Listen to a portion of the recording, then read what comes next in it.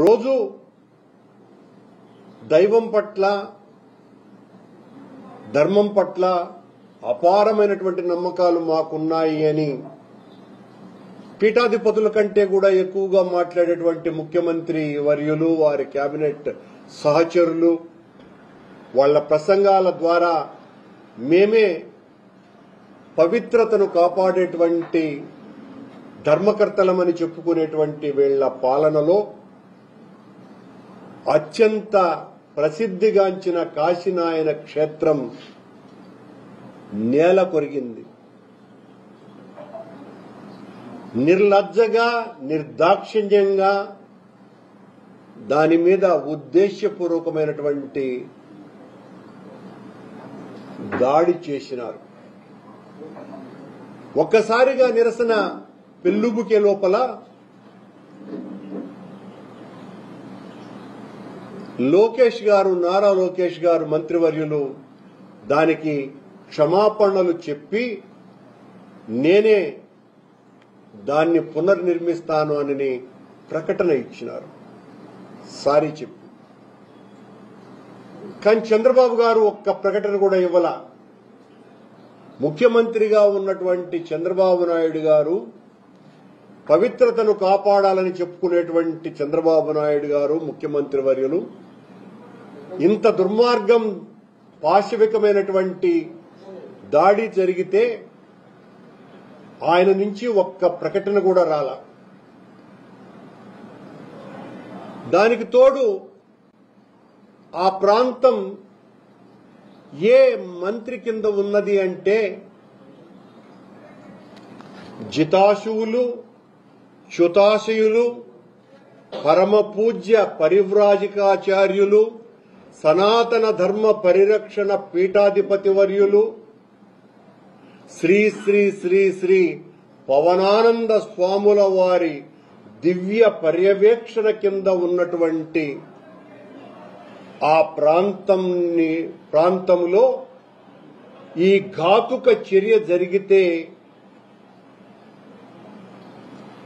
ఈ స్వామివార్ల ప్రవచనం బయటికి రానేలే. ఎందుకు ఇలా జరిగింది? సనాతన ధర్మం మీద దాడి చేస్తే వాళ్ల తలలు తీస్తాను అన్నంత భీకర ప్రతిజ్ఞలు చేసేటువంటి పవనానందుల స్వాముల వారి గొంతుగా మూగబోయిందా? ఆయన మాట్లాడాల్సినటువంటి అవసరం లేదా? దేవాదాయ శాఖ మంత్రి వర్యులు అది టైగర్ జోన్ పరిధిలో ఉన్నది కాబట్టి దాన్ని కూల్చివేశారు అని ఆయన ఒక ప్రకటన చేస్తాడు. మరింత ప్రమాదకరమైనటువంటి మాట, టైగర్ జోన్ పరిధిలో ఉన్నటువంటి కాశీనాయన క్షేత్రాన్ని కూల్చినాము అంటే టైగర్ జోన్ పరిధిలోనే ఉన్నటువంటి శ్రీశైలంని కూడా భవిష్యత్తులో కూల్చివేస్తాము అన్నటువంటి ధ్వని అందులో కనపడుతున్నది. శ్రీశైలం కూడా టైగర్ జోన్ పరిధిలోనే ఉన్నది. అంటే పులులు సంచరించేటువంటి ప్రాంతాలలో ఉన్న దేవాలయాలన్నింటినీ కూడా నేలమట్టం చెయ్యాలా అన్నటువంటిదే ఈ కూటమి ప్రభుత్వం యొక్క ఆలోచన. మీ ధర్మమా? ఎంత దారుణమైనటువంటి మాట మాట్లాడినారు దేవాదాయ శాఖ మాత్యుడు. ఈ కూటమి ప్రభుత్వంలో ఆలయాలకు దిక్కు లేకుండా పోతోంది.